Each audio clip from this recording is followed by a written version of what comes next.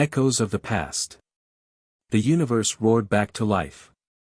Gone was the constricting vortex of wormhole transit, now, frigid space stretched endlessly before them. A jarring symphony of alarms shattered the bridge's prior stillness. Eva Rostova, ejected rudely from cryogenic slumber, choked as recycled air seared her lungs. Disorientation slammed into her. The mission. Hope. Earth. Ignoring the sharp bite, she ripped the biomonitors away and lurched toward the command chair. The bridge swam with strobing displays and cascading data. Through the viewport, a planet loomed, but not the vibrant azure sphere of her memories. This was a bruised, leaden world. Report. Eva rasped, her voice rusty. Kenji Tanaka, already immersed in a console, his fingers a blur across the holographic interface, remained fixed on his work. Exit vector confirmed. Wormhole disengagement, within parameters. But, Captain, the readings, they're catastrophic. Eva's grip tightened on the chair's arms, her knuckles bone white. Elaborate. The atmosphere is critically thin, nearly unbreathable. Radiation levels are spiking. And the surface, it's vitrified. Vast stretches of it. Impact craters everywhere. Kenji finally turned, his young face a mask of stark horror, mirroring her own growing dread. Vitrified. A relic of history books, a doomsday scenario realized. Cataclysmic bombardment. Plasma fire so intense, it had transmuted the very earth to glass. Dr. Thorne, life signs assessment, Eva commanded, her voice strained. Eris Thorne, ever composed, even after decades in the ice, was already deep into diagnostics. He swiveled, his brow creased with concern. Negative, Captain. No biosignatures detected. Not even microbial. It's aseptic. A sickening wave threatened Eva's resolve. All this way, all this sacrifice, for a graveyard? She fought for composure. Hope. The ship's name held a purpose. Kenji, reroute power to long-range arrays. Full-spectrum analysis of the system. Any surviving settlements, any human trace, anywhere. Kenji nodded, his fingers already flying. Aye, Captain. Eva returned her gaze to the viewport, fixed on the desolate world. Earth. Her cradle. What apocalypse had wrought this ruin? Captain, Kenji's voice cut through the silence, taut with discovery. I'm detecting something, a signal. Weak, buried beneath layers of static, but definite. Eva's pulse quickened.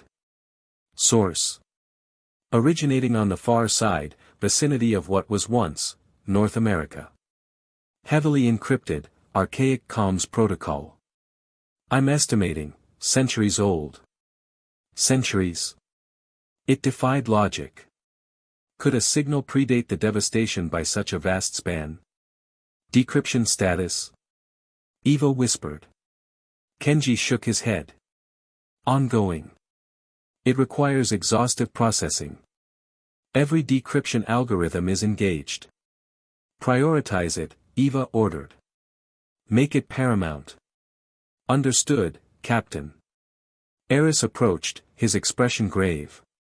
Captain, I strongly advise we maintain a safe orbital distance.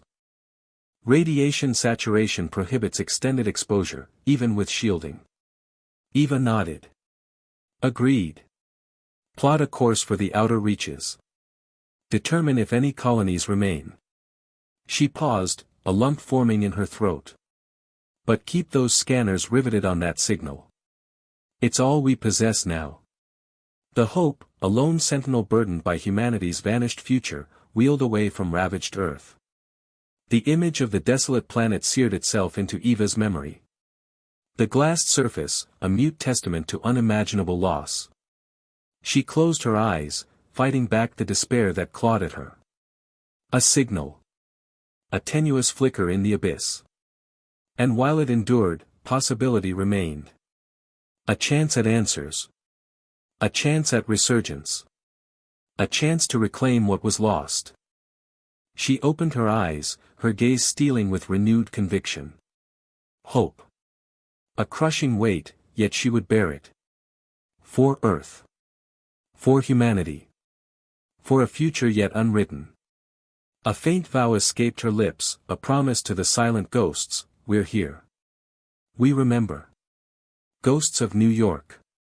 The Hope shuddered, its landing struts hissing as they settled onto what was once Central Park.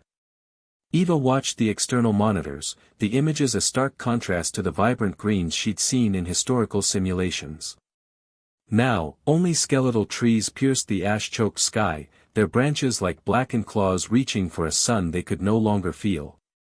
Atmosphere nominal, Captain, Kenji reported, his voice tight. Radiation levels, elevated, but within acceptable parameters for short-term exposure. Acceptable for short-term exposure. The words echoed in Eva's mind. How long would short-term have to be? Seal the perimeter, she ordered. Dr. Thorne, prepare the scouting team. Eris Thorne, his face etched with a weariness that belied his youth, nodded. Acknowledged, Captain. I'll assemble the team and run another diagnostic on the environmental suits. He moved with a deliberate calmness that Eva found both reassuring and unsettling. He had lost a family to a pandemic before cryosleep, and Eva sensed a quiet determination in him to prevent any further loss. The bay doors hissed open, revealing the armored personnel carrier. Eva watched as Eris led the team inside, their faces grim under the harsh interior lights. She wanted to go with them, to see for herself, but her place was on the bridge, coordinating, analyzing. Kenji, what's the status of the decryption? She asked, turning back to her console. Still working on it, Captain. The signal is heavily fragmented, and the encryption is archaic. It's like trying to piece together a holographic puzzle blindfolded. Eva sighed. Time was a luxury they couldn't afford. Minutes stretched into an eternity. The only sound was the hum of the ship and the rhythmic tapping of Kenji's fingers on the console. Finally, a crackle of static filled the bridge. Captain, this is Thorne. We've reached the perimeter of what appears to be Times Square.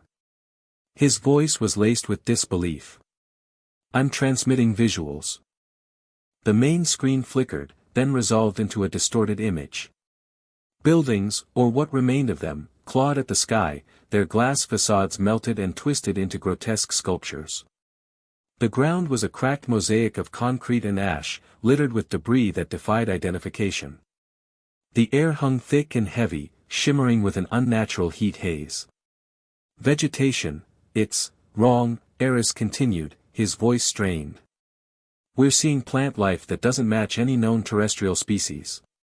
The coloration is off, the growth patterns are aggressive. Eva zoomed in on a cluster of vines clinging to the side of a ruined skyscraper. They pulsed with a sickly, bioluminescent green, their tendrils thick as pythons. And the silence, Captain, Eris added, his voice barely a whisper. It's deafening. There's no birdsong, no insects, no wind. Just nothing. Suddenly, a high-pitched screech shattered the silence. The image on the screen bucked violently. What was that? Eva demanded. Unknown, Captain. We're investigating. Another screech, closer this time, followed by the distinct sound of weapons fire. Thorne, report. Eva barked. We're under attack, Captain. Hostiles, mutated creatures. Bird-like, but larger, much larger. And aggressive. Eva gripped the arms of her command chair, her heart pounding. The silence had been broken, but not with the sounds of life. With the sounds of death. This wasn't a rescue mission, it was something far more dangerous. They were facing an Earth that had been irrevocably transformed, and they were desperately unprepared. The virus's secret. The ruined cityscape blurred past the armored transport's reinforced windows. Eva watched, her jaw tight, as Thorne directed Kenji through the debris-strewn streets, his voice a low murmur in her ear. Turn left at what used to be 42nd, Kenji. Then another left. We're close. Close to what, Eva wondered, another nest of those things. The memory of their attack was still raw, the sickening crunch of bone and chitin echoing in her mind. ETA 2 minutes, Kenji confirmed, his usual bravado subdued. He navigated the transport with a skill that belied his age, weaving through overturned vehicles and collapsed buildings. The air outside hung thick with the cloying sweetness of decay, a constant reminder of the world they had lost. Thorn's voice broke her reverie. There. That's it. Barely visible behind a mountain of rubble was a sign, corroded but still legible, Genesis Biotech, Secure Research Facility. It was half buried, the entrance a gaping maw of twisted metal and shattered concrete. Secure, Eva muttered, a humorless smile twisting her lips. Some security. The transport rumbled to a halt. Kenji killed the engine, and the sudden silence was almost deafening. Thorn unbuckled his harness. Stay sharp, he instructed, his gaze sweeping over Eva and Kenji. This place reeks of desperation. They disembarked, weapons raised, and cautiously approached the entrance. The air grew colder, the stench of rot more pronounced. Thorn produced a high-powered flashlight and aimed it into the darkness. Power's out, naturally, he said, his voice echoing slightly in the enclosed space. Kenji, with me. Eva, cover R6. Eva positioned herself outside, her pulse pounding in her ears. The silence was broken only by the distant groan of shifting debris and the soft crunch of their boots on the broken ground. Inside, Thorn and Kenji moved slowly, their flashlights cutting through the gloom. Minutes stretched into an eternity. Eva strained to hear any sound, any indication of what they had found. Then, Thorn's voice, amplified by the confined space, shattered the silence. Eva. Get in here. You need to see this. She hesitated only a moment before plunging into the darkness. Thorn and Kenji stood in what was once a laboratory, its pristine surfaces now coated in grime and decay. Consoles were smashed, equipment overturned, but in the center of the room, a bank of computers remained miraculously intact, their screens flickering with static. They had a backup generator, Thorn explained, his voice hushed. And they were recording everything. He pointed to one of the screens. Lines of text scrolled across it, interspersed with graphs and charts. It was a research log, detailing the development and deployment of the virus. Eva read quickly, her stomach churning. The virus, initially designed as a targeted bioweapon, had been intended to eradicate specific genetic markers. But something had gone terribly wrong. It mutated, Kenji said, his voice tight. It didn't just kill, it transformed. Thorn nodded. The logs indicate an unforeseen adaptive capability. The virus began rewriting DNA, creating entirely new life forms. They called it Project Lazarus. The logs went on to describe the scientists' desperate attempts to contain the virus, to understand its mutations. They spoke of escalating failures, of colleagues turning on each other, of the facility being overrun. They tried everything, Eva said, her voice barely a whisper. Quarantine, antiviral agents, even self-destruct protocols. Nothing worked. The last entry was a single, chilling sentence, it's learning. Eva looked at Thorn, her eyes wide with horror. Learning? What does that mean? Thorn ran a hand through his hair, his face etched with weariness. It means the virus isn't just randomly mutating. It's adapting to its environment, to the threats we pose. It's evolving. The implications were staggering. They weren't just fighting mutated creatures and aggressive vegetation. They were fighting a constantly evolving enemy, one that was learning how to survive, how to kill. Kenji kicked a piece of broken equipment. So, what? We're screwed, then. We can't fight something that keeps changing. Thorn sighed, his gaze distant. Not necessarily. Understanding the enemy is the first step to defeating it. We know it adapts. We need to figure out how, and why. Eva looked at the flickering screens, at the endless stream of data. It was a mountain of information, a desperate attempt to understand the unthinkable. And somewhere in that mountain, she hoped, was the key to their survival. But as she stared at the screen, a cold dread settled in her heart. They had come to Earth seeking hope, seeking survivors. Instead, they had found a virus that was learning, adapting, and evolving. And she couldn't shake the feeling that they were already too late. The virus had a secret, and the secret seemed to be that it was already winning. A deadly encounter. The air hung thick and heavy, tasting of damp earth and something metallic Eva couldn't quite place. Thorne's environmental scanner whirred, its digital display a kaleidoscope of red and yellow warnings. Concentrations of Lazarus are elevated, he stated, his voice tight. Exercise extreme caution. Protocols Omega and Zeta are in effect. Eva nodded, adjusting the seal on her helmet. Protocol Omega meant stay close, eyes open, weapons hot. Zeta? No unnecessary risks. Kenji, ever the optimist despite the grim reality, gave a thumbs up from his position near a crumbling concrete wall.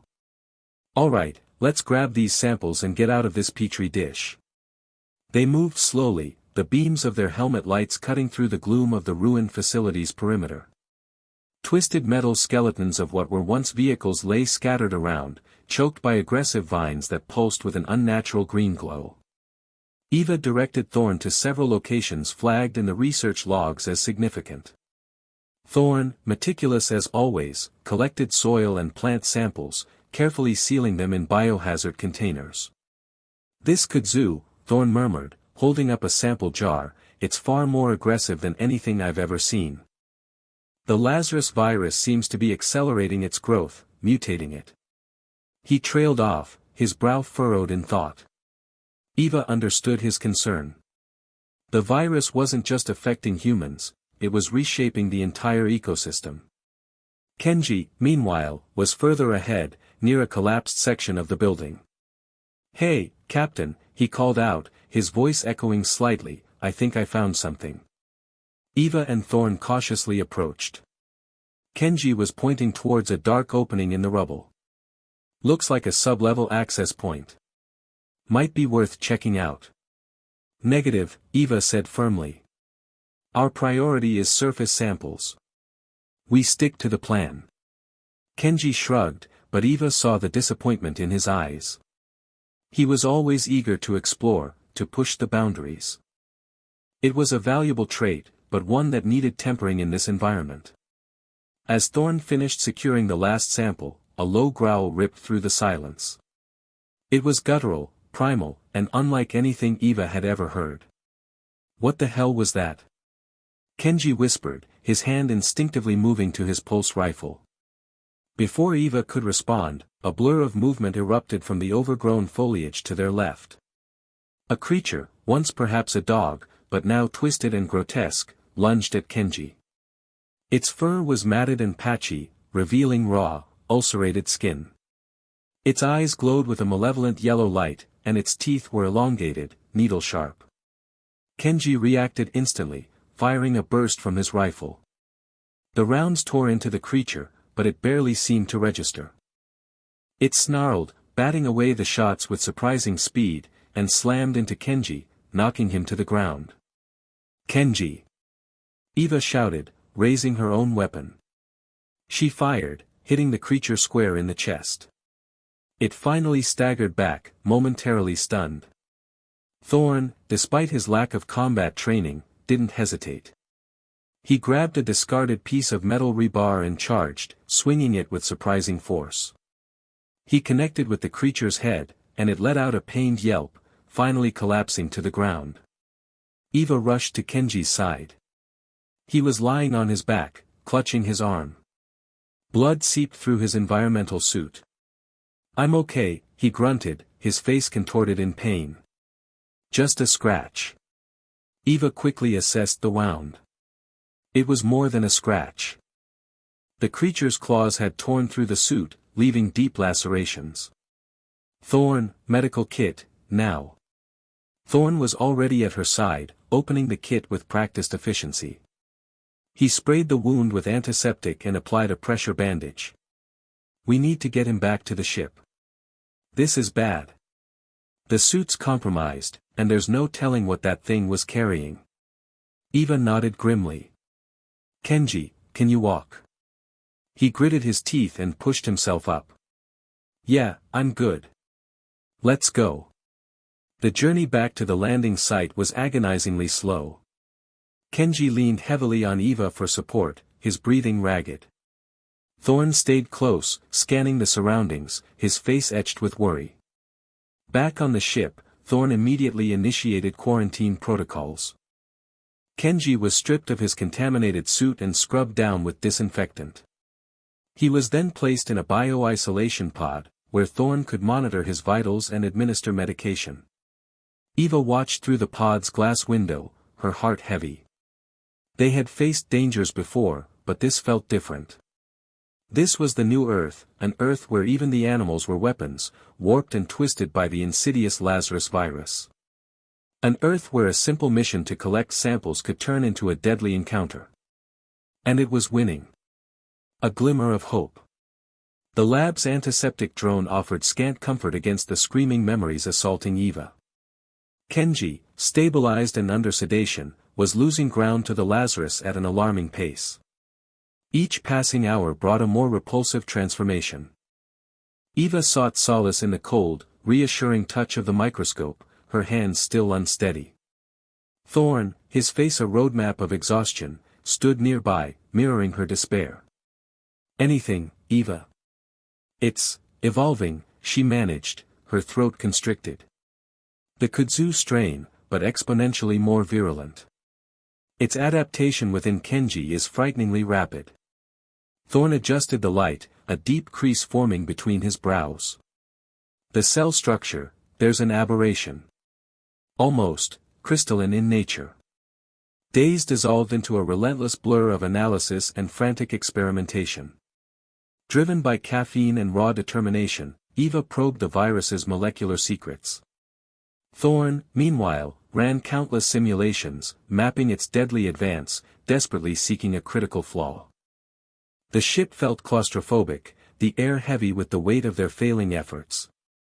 Kenji's ragged breaths, amplified across the comms, served as a constant, grim metronome counting down their defeat. Then, a spark. A peculiar reaction caught Eva's eye when she introduced a specific isotope into the sample chamber.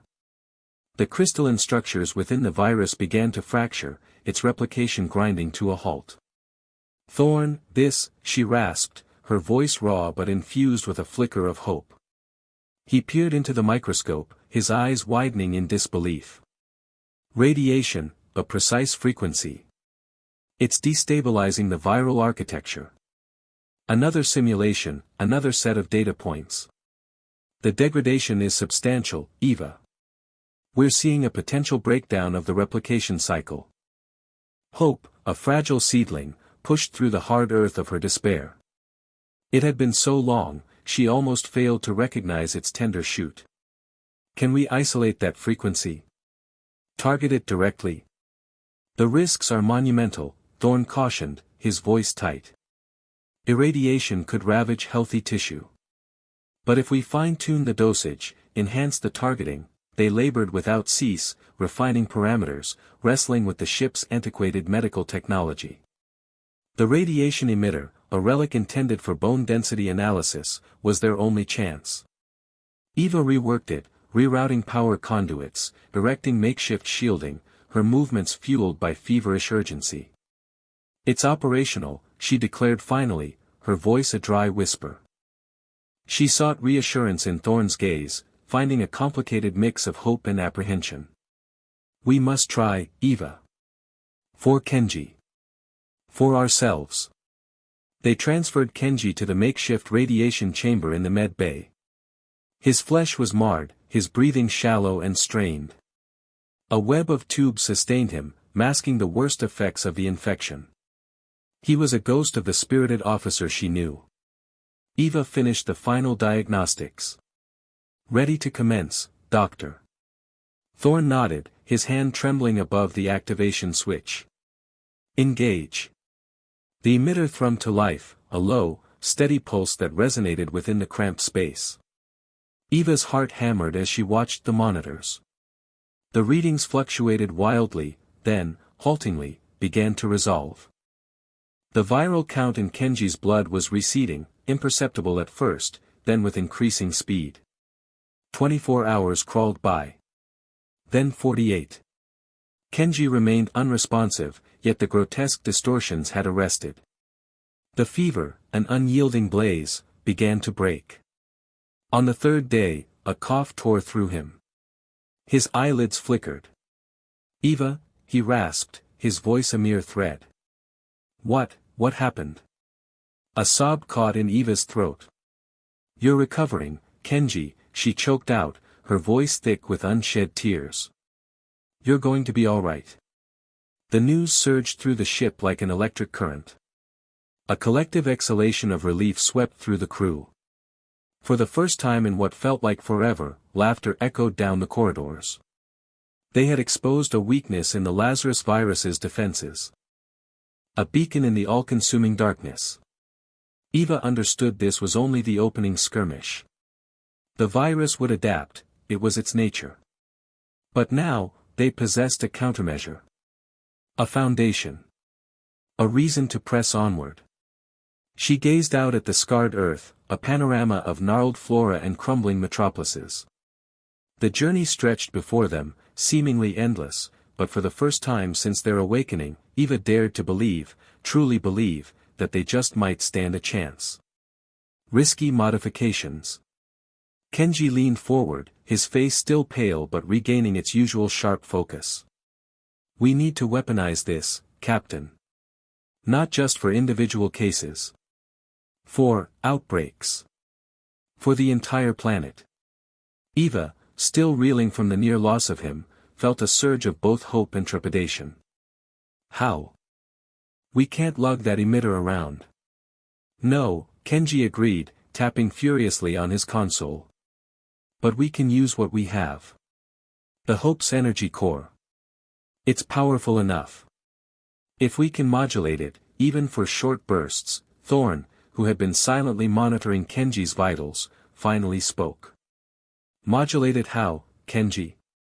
You're talking about rerouting the primary power source of this ship. Without proper shielding, without accounting for resonance frequencies, he trailed off, his voice laced with a rare note of alarm. Kenji's fingers paused momentarily. I know the risks, Thorn. But think about it. The core generates more than enough energy. We could, in theory, create a focused radiation pulse strong enough to affect a considerable area. A city, perhaps. Or at least a heavily infected zone. Eva walked to the central viewport, staring out at the blighted landscape. The skeletal remains of skyscrapers pierced the sickly green sky. The air hung heavy, thick with spores and the unknown. Kenji was right. Individual treatments weren't enough. They needed a way to cleanse the land itself. Lay out the risks, Thorn, she said, turning back to face them. Thorn sighed, running a hand through his thinning hair. The core is designed for stable, consistent energy output. Introducing a modulating frequency, especially one as specific as what we used on Kenji, could cause instability. Overload. A cascade effect that could, well, at worst, it could breach containment. Breach containment meaning. Eva pressed. Meaning the core goes critical, Kenji interjected, his voice grim. Meaning we're all vaporized. Eva absorbed the information. Vaporized. The word hung in the air, a chilling reminder of the stakes. What are the chances of that happening? Thorn hesitated. Too high. Without extensive simulations, without proper recalibration of the fail-safe mechanisms. I can't give you a number, Captain. But I can tell you that it would be reckless. But not impossible, Kenji countered. We rerouted power for the shield modifications when we broke atmosphere. We can do it again. That was a calculated risk, Kenji, Thorn snapped, his voice rising slightly. This is playing with fire, next to a room full of gasoline. But fire is exactly what we need, Thorn, Kenji replied, his voice equally sharp. We're fighting a plague that's burning through the planet. We can't afford to be cautious. We need to be bold. Eva held up a hand, silencing them both. Okay. Let's assume we can mitigate some of the risks. What would it take to modify the core? Kenji's eyes lit up, his earlier pallor replaced by an almost manic energy. I've already started running simulations. We'll need to access the primary control panels in engineering. Reroute the energy flow through a series of newly fabricated conduits. Create a resonance chamber to focus the radiation. And, most importantly, recalibrate the failsafe protocols to account for the new frequency. Fabricated conduits? Thorn asked, his voice laced with skepticism. With what? We're not exactly stocked with industrial-grade materials. We have the replicator, Kenji reminded him. We can use recycled components. It won't be perfect, but it'll be enough to test the theory. Eva looked from Kenji's eager face to Thorn's worried one. The decision weighed heavily on her. One wrong move, and the hope, their last bastion of hope, would be nothing more than a radioactive tomb. All right, she said finally, her voice firm. We proceed, but with extreme caution. Thorn, I need you to oversee every step of the process. Double-check Kenji's calculations. Make sure every possible contingency is accounted for. Kenji, you focus on the modifications. But no shortcuts. No risks. Understood? Both men nodded, their faces reflecting a mixture of apprehension and determination. Let's get started then, Eva said, steeling her resolve. Humanity is counting on us. The weight of decision. The mess hall, ordinarily a crucible of forced smiles and synthetic sustenance, thrummed with a disquieting energy. The air, usually stale, now felt heavy with dread and brewing revolt. Kenji, typically glued to his station, practically levitated with a feverish zeal. Imagine it. One focused pulse. Pinpoint accuracy. We could scour entire zones clean. Thorn, his face a roadmap of worry that seemed to deepen by the minute, listlessly nudged a nutrient bar across his plate. Pinpoint. Kenji, we're talking about turning the Hope's core into a weapon. If we're off by a fraction, we won't just cleanse sectors, we'll obliterate ourselves, and everything within 1,000 clicks. A gamble we must take, Kenji insisted, his voice escalating. What's the alternative, Thorn? To watch the contagion engulf us? To huddle here, waiting for the inevitable? The alternative is exploring other paths, Thorn countered, an uncharacteristic edge sharpening his tone. To analyze, to investigate, not to blindly hurl ourselves at this with a solution that might be deadlier than the disease. Eva leaned back, the cold metal biting into her spine. She observed them, a knot of apprehension tightening its grip in her gut. The crew was fraying, the delicate threads of shared adversity threatening to unravel beneath the weight of Kenji's proposal. She shared Kenji's desperation, it gnawed at her, too. Yet, she also respected Thorn's circumspection, the hard-earned wisdom gleaned from years wrestling with the vagaries of Project Lazarus. We came here as rescuers, a voice echoed from the rear. Maya, one of the engineers, looked ashen. Not to nuke the planet. A ripple of assent spread through the room. Eva recognized the raw terror in their eyes, the inherent urge to self-preservation, to safeguard the precarious haven they had found aboard the Hope. She couldn't condemn them. She felt it resonating within herself. Kenji's fist slammed against the table, the sharp report cutting through the escalating tension. Are you all serious? We possess the capacity to act, to truly push back, and you opt to hide? To cower in the shadows? It's not about cowardice, Kenji, Thorn responded, his voice subdued and laced with fatigue. It's about sound judgment. A decision rooted in science, not fueled by despair. Science landed us in this quagmire. Kenji snapped. Eva rose, the screech of her chair against the deck silencing the debate. Every eye swiveled towards her, expectant, judgmental. The weight of their hopes, their anxieties, pressed heavily. She scanned their faces, searching for guidance, for clarity. Instead, she found her own doubts mirrored back. Enough, she declared, her voice authoritative, admitting no further argument. I've considered both perspectives. The choice rests with me. She paused, inhaling deeply. The stale air felt oppressive, laden with the burden of command. The fate of the hope, perhaps of humanity itself, rested on her decision. A responsibility she never sought, yet could not evade. We will proceed with Kenji's concept, she stated, the words reverberating in the cramped space. A collective intake of breath swept the room. Thorn's eyes closed, his face a study in quiet surrender. Kenji, conversely, all but vibrated with contained anticipation.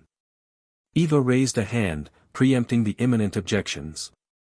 However, she continued, her gaze sweeping the assembly, meeting each gaze, we will proceed with utmost caution.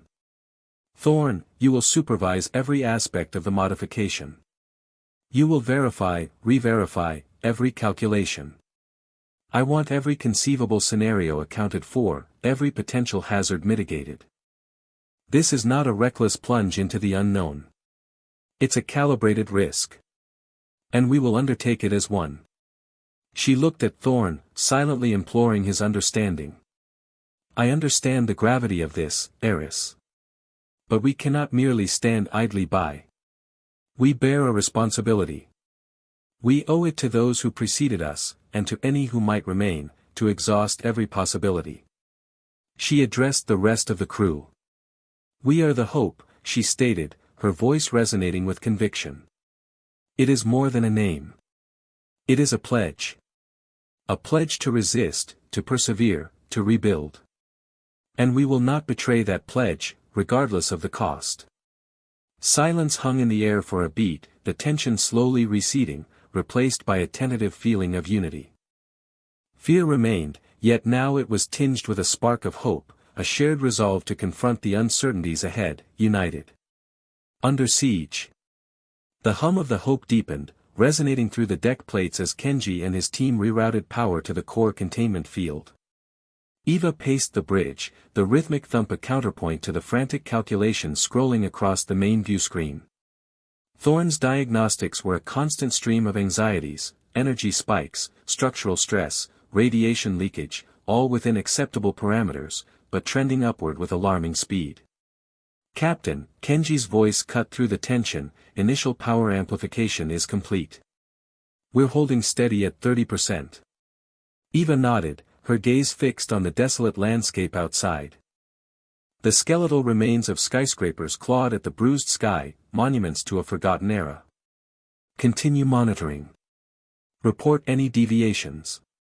A flicker of movement caught her eye. A dark cloud, roiling against the horizon, not weather-related, moving too fast, too deliberately. Kenji, enhance visual feed, grid sector Delta 9. The view screen zoomed in, revealing the swarm. Insects, but grotesquely mutated. Carapaces gleamed with iridescent colors, wings buzzed with unsettling synchronicity, and mandibles clicked like castanets in a macabre performance. They surged towards the hope, an inexorable tide of chitin and malice. What the hell are those? Kenji breathed, momentarily distracted from his console. Project Lazarus, Eva stated grimly. Attracted by the energy signature. Shields up, full power. Alarms blared as the Hope's energy shield shimmered into existence, a translucent barrier against the oncoming swarm. The first wave crashed against the shields with a deafening impact, the sound echoing through the ship's hull. The view screen vibrated violently as the insects clawed and bit at the energy field, their numbers seemingly infinite. Shield integrity at 87%, a voice crackled over the comms. They're adapting, Captain. Their mandibles, they're resonating with the shield frequency. Eva clenched her fist. Divert auxiliary power to the shield emitters. Increase the frequency modulation. Now. The ship groaned under the strain as power surged through its systems. The shields pulsed with renewed intensity, forcing the swarm back momentarily. But the respite was short-lived. The insects returned with renewed ferocity, their attacks becoming more coordinated, more focused. Hull breach, Sector 4. The comms shrieked, followed by a cacophony of alarms. We've got multiple incursions. Requesting immediate assistance. Eva's mind raced. Kenji, reroute power from the core containment field to the automated defense turrets. Prioritize Sector 4. But Captain, that will destabilize the core amplification process. Kenji protested. We won't have a core to amplify if the ship is torn apart. Eva snapped. Do it now. Kenji hesitated for a fraction of a second before complying. The hum of the ship shifted again, a lower, more urgent thrum as the automated turrets sprang to life, their Gatling guns spitting streams of plasma fire into the swarm. The insects exploded in bursts of phosphorescent goo, but for every one that fell, a dozen more took its place. Eva grabbed a pulse rifle from the weapons locker. Thorn, you're with me. Let's show these bugs what we're made of. Together, they raced through the corridors of the Hope, the ship shuddering under the relentless assault. They reached Sector 4 to find a scene of chaos. The corridor was riddled with holes, the air thick with the stench of burning metal and insectoid ichor. Crew members fought desperately against the invaders, their faces grim with determination. Eva and Thorn joined the fray, their pulse rifles cutting down the insects with deadly accuracy. But the swarm was overwhelming, their numbers seemingly endless. They fought back to back, a whirlwind of motion and firepower, but the insects kept coming, their mandibles snapping, their stingers dripping with venom. Finally, after what seemed like an eternity, the tide began to turn. The automated turrets, bolstered by the diverted power, had thinned the ranks of the swarm. The remaining insects, sensing their defeat, began to retreat, their buzzing fading into the distance. Eva and Thorn stood panting, their bodies aching, their clothes soaked in sweat and insectoid gore. The corridor was a wreck, littered with the corpses of the invaders. Damage assessment, Eva ordered, her voice hoarse. The reports came in, one after another, painting a grim picture. Hull breaches, system failures, casualties among the crew. The Hope had survived, but she was wounded. Eva looked at Thorn, her eyes filled with weariness. Get the repair teams moving. We need to patch up these holes and get the systems back online. Thorn nodded grimly. I'm on it, Captain. As Thorn turned to leave, Eva looked back at the view screen. The dark cloud of insects had vanished, but she knew they would be back. The Hope was under siege, and the battle for humanity's future had just begun. Against all odds. The coppery tang of ruptured insect bodies mixed with the ozone stench of fried circuits, a grim perfume clinging to the corridors. Eva tightened her grip on the still-warm pulse rifle. The last wave of chitinous abominations had been driven back into the ruined sector, leaving a swathe of devastation that mirrored the blighted landscape beyond the viewport. Status report, she demanded, her voice a dry rasp. Kenji's exhausted features swam into focus on the comm screen. Sector 4 is sealed, after a fashion. Hull breach critical. Repair drones are swarming, but, it's dire, Captain. The power feeds to the emitter, they're vaporized. A knot twisted in Eva's gut. The emitter, their last, desperate play. Define dire, Kenji. Rerouting primary power will fry what's left. The core's already screaming. And the drones, the biometallic goo is fouling their systems. Corrosive stuff, eating right through the alloys. Damn those insects and the perversion of Project Lazarus that had birthed them, twisting them into creatures actively hostile to technology. Dr. Thorn, assessment. Eva pivoted to the medic at her side, his face a study in grim concern. Casualties, survivable. Mostly burns, gashes. But morale's cratering, Captain. Hope's in short supply. Thorne's tone remained level, yet Eva sensed the tremor beneath. Fear radiated from them all. Hope's a currency we're fresh out of, Eva muttered, more to steel herself than to address Thorne. She needed a fix, and she needed it now. Kenji, she said, returning to the bridge officer, can you jury-rig the damaged feeds? Establish a bypass? Kenji hesitated. It's a long shot, Captain. A wild one. We'd be drawing raw power straight from the core, unfiltered. One hiccup, one surge, and we kissed the whole system goodbye. Do it, Eva countered, her voice flat and absolute. We have no choice. We buy ourselves time, Kenji. That's all we require. Kenji nodded, the emergency lights reflecting in his anxious eyes. Understood, Captain. I'll need a team, every wrench we can muster. What followed was a chaotic sprint against the clock. Eva moved through the vessel, a beacon of unwavering resolve, offering a word here, a reassuring touch there. She observed Kenji, fueled by stimulants and desperation, barking orders at his team, his fingers dancing across the mangled control panels. Sparks showered, wires spat, and the very air thrummed with the untamed energy they sought to control. In the makeshift med bay, Thorne moved with quiet dedication, tending to the wounded, his gentle hands soothing ravaged flesh and broken spirits. His movements were economical, his expression professional, yet Eva caught the sheen of unshed tears when he believed himself unobserved. He shouldered the weight of their losses, the unspoken cost of their gamble. As minutes bled into hours, tension tightened its grip on the ship. Each creak, each groan of the stressed hull sent spikes of anxiety through their systems. They knew their reprieve was temporary.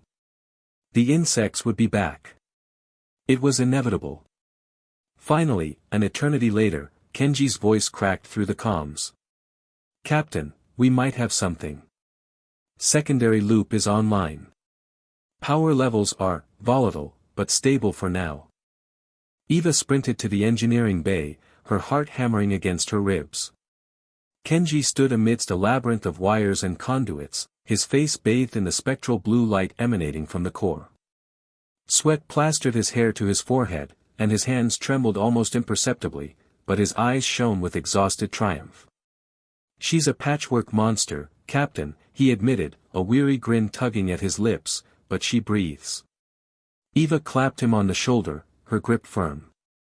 You did good, Kenji. Damn good. She turned to address the gaunt, yet determined faces of the assembled crew. We have a sliver of a chance. One slender thread, but it's there. We finish the emitter.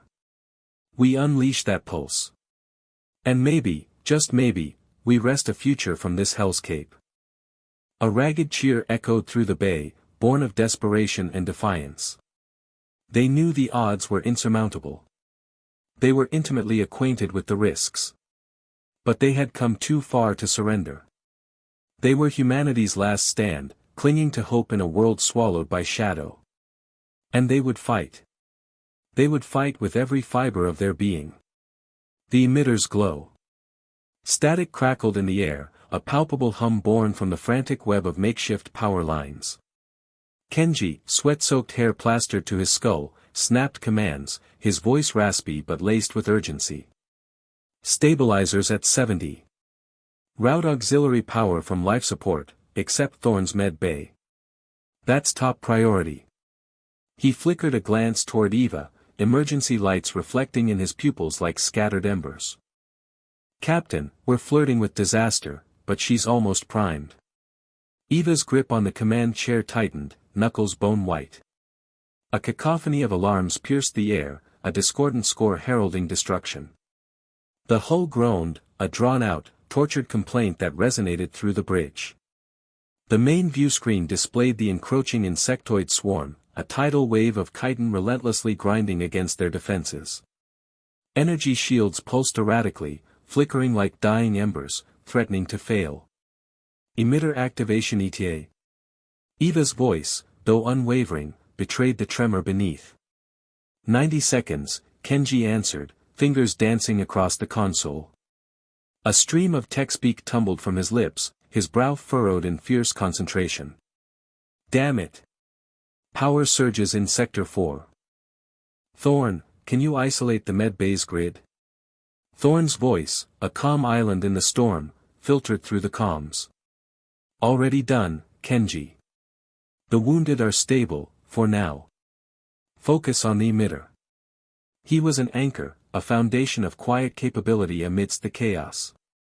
Eva could almost picture him, hands moving with fluid precision, worry etching his face, but determination blazing in his eyes. 60 seconds. Kenji's voice climbed an octave. Initiating final calibrations. Brace for radiation bloom. Eva nodded, eyes glued to the crawling nightmare outside. They were practically on top of them. She could make out snapping mandibles, multifaceted eyes gleaming with predatory intent. All hands, prepare for impact. This is it. 30 seconds.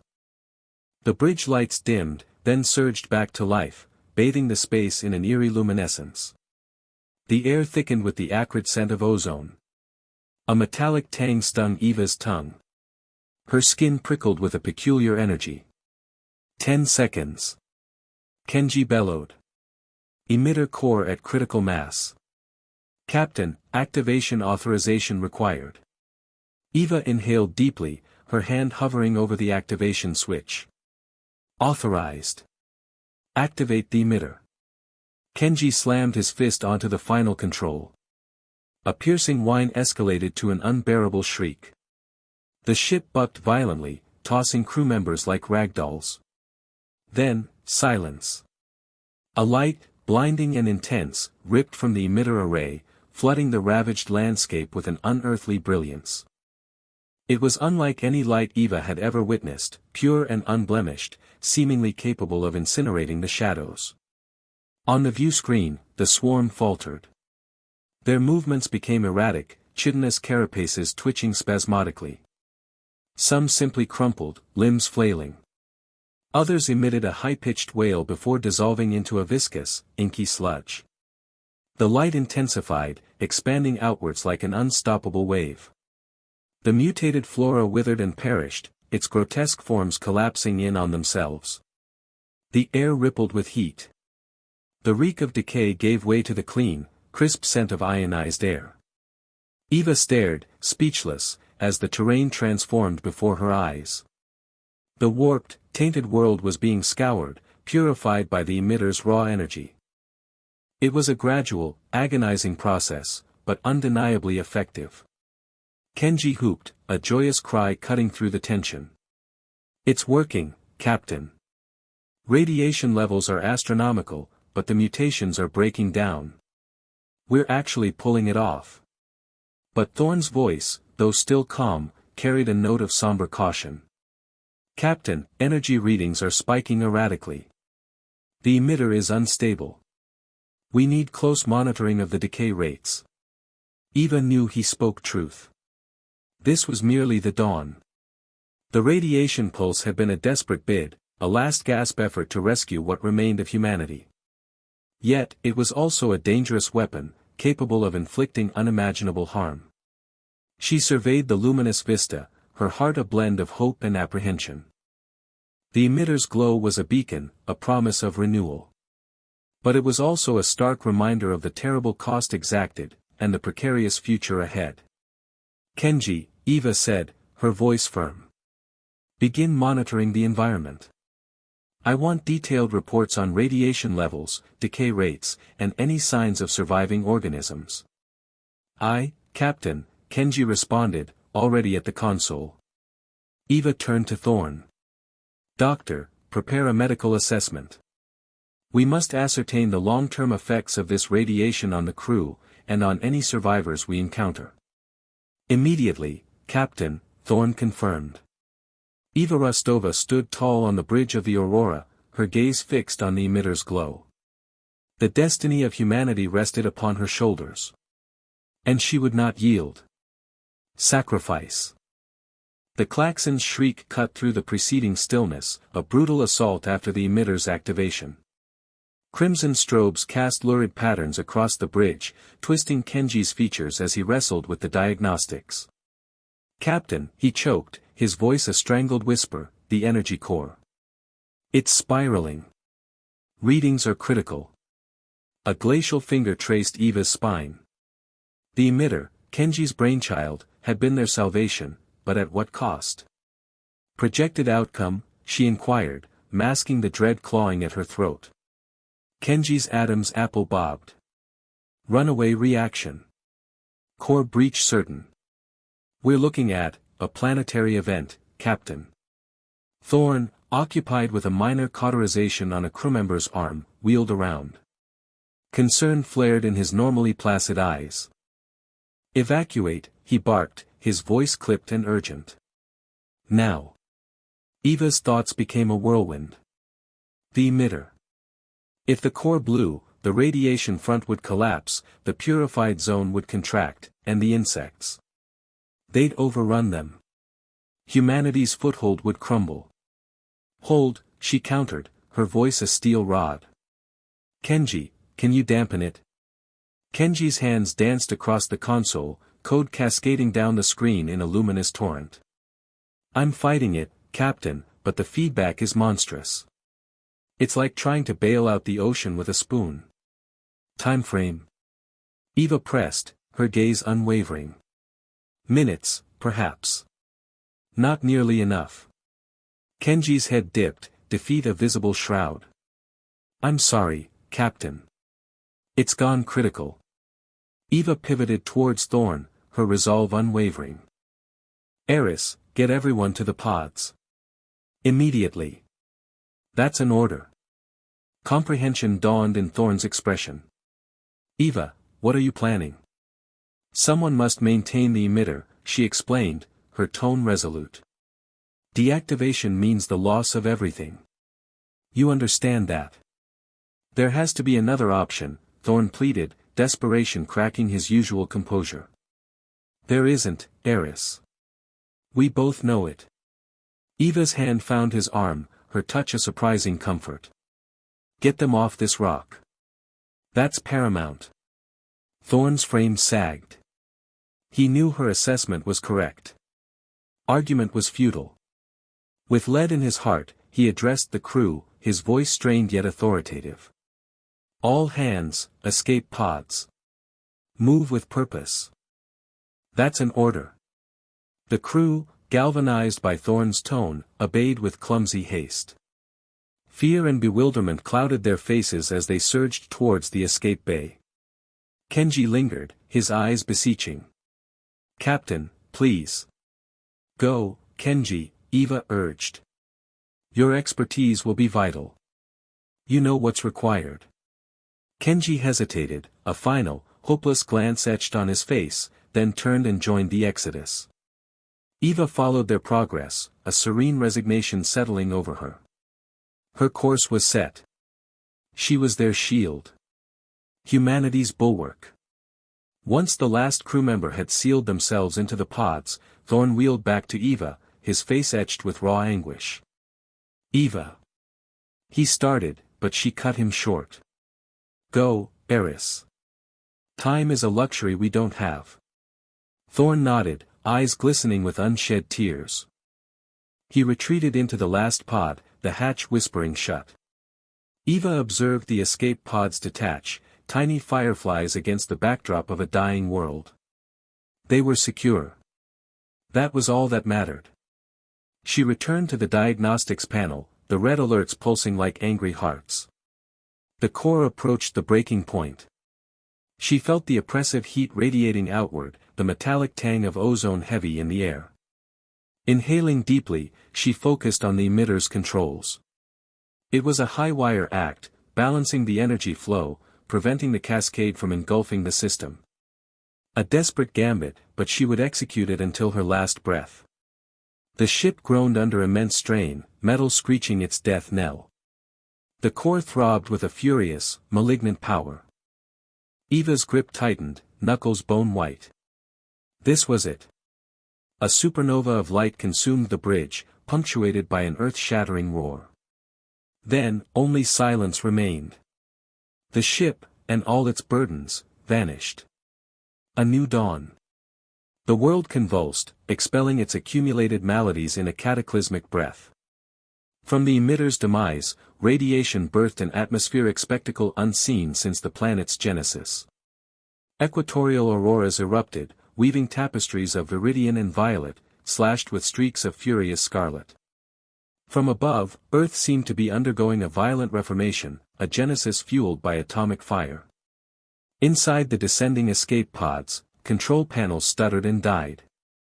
Strapped into his acceleration couch, Kenji watched radiation levels surge, stabilize, and then, astonishingly, recede.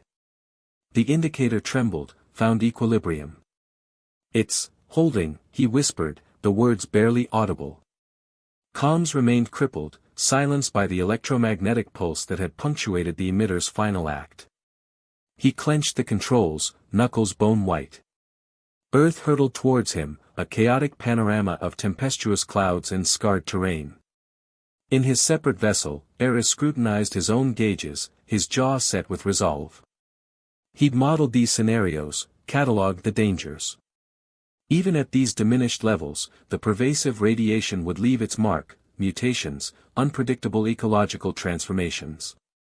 Yet, it was salvation compared to utter annihilation. He shut his eyes, recalling Eva's unyielding gaze, her unwavering determination. He owed her this: survival, rebuilding, vindication of her sacrifice. The pods plunged earthward, their ablative shields incandescent. Static snarled through their headsets, the air saturated with the acrid tang of ozone and scorched metal. Then, impact. Kenji's pod cratered into the soil, throwing him violently against the restraints. Klaxons wailed, but he disregarded them, scrambling for the release. He needed to see.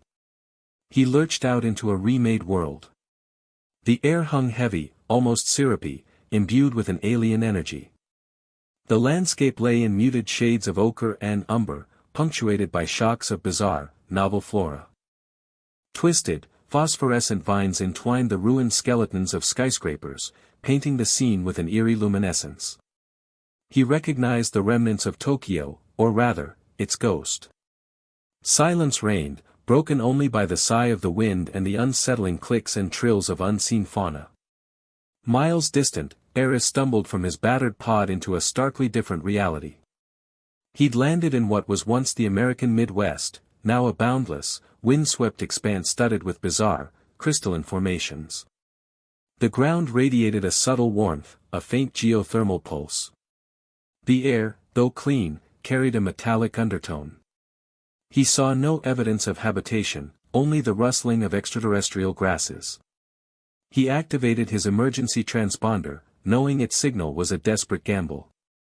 His immediate goal: potable water, other survivors. Weeks blurred into a monotonous grind. Kenji, fueled by nervous energy, foraged for sustenance, hacking defunct data networks, piecing together the fragments of the new world. He discovered pockets of mutated wildlife, creatures reshaped by the bombardment but remarkably hardy. He also detected signs, however faint, fragmented distress calls, cast-off gear. Hope flickered, a fragile ember in the overwhelming darkness. Meanwhile, Eris tracked the course of a serpentine river, his medical kit his sole companion. He encountered colossal, mutated insects, far more aggressive than any terrestrial species, yet possessed of a strange beauty, their carapaces shimmering with opalescent hues. He learned avoidance, respect for their domain. He found no other souls, only silent reminders of an irrevocably altered planet. Then, Kenji cracked a wavering transmission. A voice, fractured by interference, but indisputably human. "This, outpost, Echo, anyone, receiving?" He seized the microphone, his heart hammering against his ribs. "This is Kenji Tanaka, I'm receiving, location." The response, faint and garbled, offered enough. A set of coordinates. A lifeline cast into the void. And elsewhere, within the vast, irradiated wilderness, Eris caught sight of a beacon. A distant, wavering flicker. He couldn't discern who or what awaited him, but he knew he must reach it. He had to press on. Humanity, against all odds, was beginning to stir. A new era was dawning, forged in loss and tempered by fragile expectation. The struggle for existence had only begun. Legacy of the Hope. The sun, a gentle caress instead of a punishing blaze, warmed the vibrant green of what Pennsylvania had become, reborn from a scorched memory. Decades had slipped by. The radiation, once death's herald, had transmuted into a peculiar catalyst, spurring not only mutation but a swift renewal. Earth exhaled deeply. Kenji fine-tuned his AR display, its quiet were a welcome constant amidst the avian chorus. He sat high on the rebuilt comms tower, the same structure that had emitted that first, fragile plea so long ago. That signal, a solitary thread, had led them to the scattered remnants of others, sheltered in forgotten corners of the world. Anything, Kenji? Eris's voice, tinged with the static of the resurrected network, broke the silence. Still wrestling with the final decryption, Kenji responded, his fingers a blur across the holographic keys. It's intricate. Almost a safeguard, a last-ditch defense. Below, New Eden throbbed with life. Children darted among fields of bioengineered wheat, their joyous cries dancing on the breeze. Structures, a patchwork of scavenged components and newly smelted metal, stood as proud symbols of human resourcefulness. The shadow of Lazarus still haunted their dreams, but it no longer controlled their waking hours. Eris emerged from the central building, a familiar worry creasing his brow. He retained the quiet strength Kenji remembered from the hope, but time had etched deeper lines around his eyes.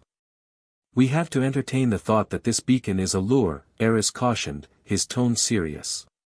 We can't afford recklessness, not after everything we've overcome. Kenji understood the gravity of his words. The memory of the hope, of Eva's ultimate sacrifice, remained a tender wound. They had sacrificed so much, endured such hardship, to arrive at this sanctuary. I know, Eris, Kenji affirmed. But we also can't dismiss the chance that it's genuine. That there are others desperate for rescue. He refocused on the decryption, his thoughts churning. The signal was undeniably archaic, originating before the final collapse. It alluded to a research installation, buried beneath the Arctic ice, a place that had studied Project Lazarus before it spiraled into catastrophe. A place that might hold the key to neutralizing the virus's lingering effects. I've got something, Kenji announced, his voice edged with excitement. A potential location. It's New York City. A surge of conflicting emotions swept over Eris, a blend of expectation and apprehension. New York City. Ground Zero. The epicenter of destruction and loss. But also, a monument to human defiance, to the unyielding spirit that had refused to be broken. We must investigate, Eris declared, his voice firm. We owe it to them. We owe it to her memory. A week later, they stood at the threshold of the reborn city, the gaunt silhouettes of skyscrapers clawing at the sky like somber memorials. The terrain, marked but vibrant, pulsated with nascent life. Nature had begun its reclamation, ivy embracing the decaying facades, wildflowers erupting from the cracked asphalt. They navigated towards what had once been Times Square. At its heart, amidst the lush disarray, loomed a magnificent monument, fashioned from recovered steel and shimmering panes of glass. It was a dedication to the hope, to the crew who had given everything to preserve humanity. Crowning it, a bronze sculpture of Eva Rostova, her gaze locked on the horizon, her hand extended in a gesture of hope. Children frolicked at the base of the memorial, their carefree laughter echoing through the plaza. An elderly woman, her face a map of survival, placed a garland of wildflowers at the statue's feet. They remember, Eris murmured, his voice thick with emotion. They understand her contribution. Kenji nodded, tears welling in his eyes. The saga of the hope, of Captain Eva Rostova, had become an enduring legend, a testament to human valor and devotion. It was a narrative passed down through generations, a constant reminder that even in the darkest depths, hope could bloom. The entrance to the underground facility lay hidden beneath what was once Central Park. The air grew frigid as they descended, the burden of history weighing heavily upon them. "Ready?" Eris queried, his hand instinctively gripping his pulse rifle. Kenji inhaled deeply, his heart hammering in his chest. He knew that whatever awaited them below, it would reshape their understanding of everything. But retreat was not an option. Not now. "Let's proceed," Kenji replied, his voice unwavering. "For the hope. For Eva's memory. For the promise of a future." They stepped into the shadows, two figures outlined against the fading light, carrying the legacy of a fallen vessel and the fragile spark of hope for a new world.